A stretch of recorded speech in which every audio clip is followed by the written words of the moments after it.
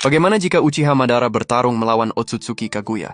Pertanyaan yang sering muncul di benak para penggemar Naruto, tapi jarang ada jawaban pasti. Dua makhluk ini sama-sama berdiri di puncak kekuatan dunia shinobi, tapi dengan cara yang sangat berbeda. Kaguya adalah ibu dari segala cakra. Ia tidak lahir untuk bertarung, melainkan untuk menguasai. Sedangkan Madara, dia adalah hasil dari peperangan yang tak pernah berhenti. Dia bukan dewa, tapi manusia yang mencapai level dewa karena ambisi dan pengalaman bertarung yang tak tertandingi. Kalau kita bicara kekuatan mentah, tentu Kaguya unggul jauh. Ia bisa menciptakan dan menghancurkan dimensi sesuka hati, mampu menyerap cakra tanpa batas, dan bahkan menghapus keberadaan seseorang dari realitas. Tapi kekuatan besar bukan berarti kemenangan mutlak. Karena di dunia shinobi, kemenangan sering ditentukan bukan oleh kekuatan, tapi oleh kecerdikan, dan disitulah keunggulan Madara muncul. Madara adalah simbol dari naluri bertarung sejati. Selama hidupnya, dia melawan ribuan shinobi, menghadapi dewa seperti Hashirama, bahkan mengendalikan kekuatan Biju tanpa kehilangan kendali sedikit pun. Dia tidak hanya tahu cara menggunakan kekuatan, tapi tahu kapan dan bagaimana menggunakannya. Kaguya bisa mengubah dimensi, tapi Madara bisa membaca niat musuh bahkan sebelum mereka bergerak. Ia punya insting tempur yang tajam, dan pola pikir yang selalu mencari celah di tengah situasi paling mustahil. Kaguya mungkin tak terbatas, tapi dia tidak punya pengalaman menghadapi musuh yang secerdas Madara, karena selama ribuan tahun, dia hanya menghadapi kekuatan yang jauh di bawahnya. Madara lahir dari dunia yang keras, dunia di mana setiap pertarungan adalah soal hidup dan mati. Ia belajar dari luka, dari kekalahan, dari setiap perang yang menelan sahabat-sahabatnya. Dan pengalaman itu membentuknya jadi sesuatu yang bahkan dewa pun sulit pahami. Manusia yang tak tahu arti takut. Kalau pertarungan itu benar-benar terjadi, mungkin Kaguya akan mendominasi di awal. Tapi perlahan, Madara akan mempelajari ritme dan pola serangannya. Ia akan beradaptasi seperti yang selalu ia lakukan. Ia bukan tipe yang menyerah hanya karena kekuatan musuh lebih besar. Ia tipe yang mencari jalan menang, bahkan dalam ketidakmungkinan. Kaguya kuat karena asal-usulnya, Madara kuat karena usahanya. Dan itulah yang membuat perbandingan ini menarik. Kaguya lahir dengan kekuatan mutlak. Madara menciptakan kekuatannya sendiri, langkah demi langkah, darah demi darah. Pada akhirnya mungkin Kaguya tetaplah yang lebih kuat secara mutlak. Tapi jika berbicara soal pengalaman, strategi, dan kemampuan membaca pertempuran, Madara berada di atasnya. Dia tahu bagaimana menipu, bagaimana bertahan, dan bagaimana memanfaatkan kesalahan sekecil apapun untuk membalik keadaan. Jadi kalau dua makhluk ini benar-benar saling berhadapan, hasilnya mungkin bukan kemenangan bersih, tapi satu hal pasti, Kaguya tidak akan dengan mudah menundukkan Madara. Karena berbeda dengan dewa yang mengandalkan kekuatan absolut, Madara mengandalkan sesuatu yang jauh lebih berbahaya, pengalaman, ambisi, dan keyakinan bahwa tidak ada dewa yang tak bisa dijatuhkan. Kaguya mungkin ibu cakra, tapi Madara, dialah bukti bahwa manusia bisa menantang langit.